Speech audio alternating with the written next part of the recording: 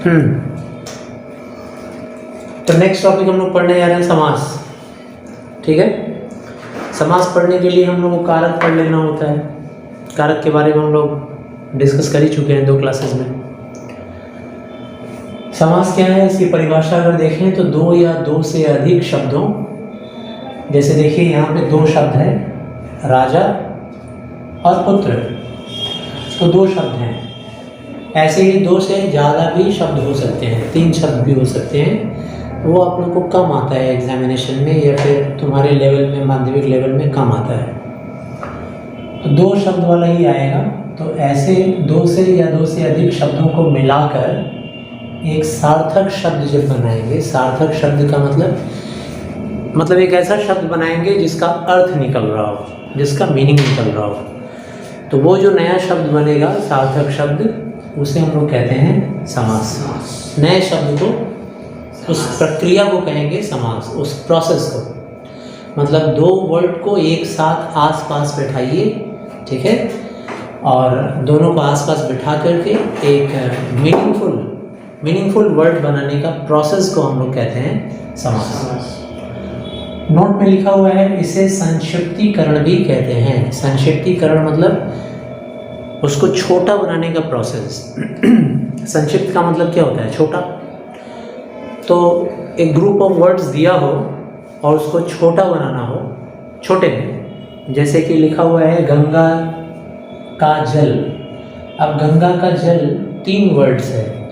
3 words को, 3 शब्दों को हम लोग 2 शब्द में या 1 शब्द में अगर ले आए तो मिला करके क्या बन जाएगा? गंगा जल। ये कंपाउंड शब्द है, यौगिक शब्द है, यानी कि गंगा और जल दोनों के योग से बन गया एक शब्द। देखने में तो 2 शब्द लग रहा है, लेकिन ये 2 शब्द नहीं है, ये पद है।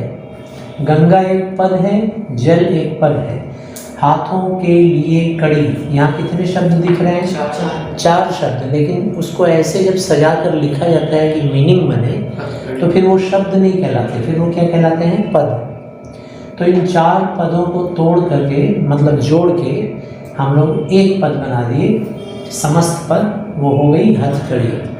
ऐसे ही राजा का पुत्र, तो देख रहे हो ना, कहीं पे 2 हैं, कहीं पे मतलब कहीं पे 3 शब्द हैं, 3 पद हैं, कहीं पे 4 पद हैं, कहीं पे 3 पद हैं। इन सबको छोटा कर रहे हैं हम लोग, संक्षिप्त कर रहे हैं ना, इसीलिए इसका एक और मतलब है, एक और नाम है संक्षिप्तीकरण। संक्षिप्तीकरण मतलब उसको हम लोग ब्रीफ बना रहे हैं, छोटा बना रहे हैं। अच्छा, सामासिक प्रक्रिया जो होती है, मतलब जो प्रोसेस है समास बनाने का, उसको प्रक्रिया कहते हैं। तो सामासिक प्रक्रिया के बाद जो नया शब्द बनता है, उस नए शब्द को हम लोग बोलते हैं समस्त पद। ठीक है ना? समस्त का मतलब क्या होता है? पूरा। यानी कि छोटा करने के बाद जो एक पूरा पद बन गया, वो क्या हो जाएगा? समस्त पद। समस्त पद के 2 हिस्से होंगे। एक हिस्सा को कहेंगे हम लोग पूर्व पद, और दूसरे हिस्से को कहेंगे उत्तर पद। पूर्व का मतलब पहले, और उत्तर का मतलब बाद में। तो पूर्व का मतलब पहले और उत्तर का मतलब बाद में, ये आप लोग दिमाग में रखोगे।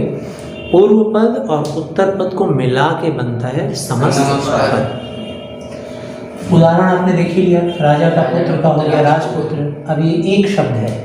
देखने में आपको लग रहा है सर राजा तो एक था और पुत्र था, तो 2 शब्द हुए ना? नहीं, ये एक शब्द है, यौगिक शब्द है, कंपाउंड वर्ड। हाथों के लिए कड़ी, ये एक शब्द है, हथकड़ी। गंगा का जल, एक शब्द है, गंगा जल। अच्छा, इसी के विपरीत अभी तो हम लोग समस्त पद पढ़े, समासीकरण पढ़े, संक्षिप्तीकरण। जब समस्त पद को हम लोग तोड़ते हैं तो इस बात का ख्याल रखना होगा कि तोड़ेंगे तो वो एक मीनिंग आए तोड़ने के बाद। तो जो टूटने का प्रोसेस है उसे हम लोग कहते हैं विग्रह। तो आपके परीक्षा में या तो समास बनाने को आएगा और या तो समास विग्रह करने को आएगा, दोनों ही आ सकता है।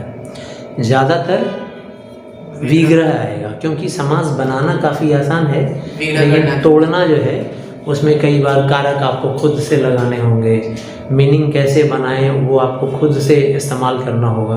तो एक बार फिर से संक्षिप्त में बता दें कि 2 या 2 से ज़्यादा वर्ड्स को एक साथ बैठाना और उसका सार्थक मीनिंग बनना चाहिए। अब जैसे मान लो हम बोल दिए कि दीवार मनीष, ये दो शब्द हैं, एक साथ बैठा दिए, क्या मीनिंग बन रहा है इसका?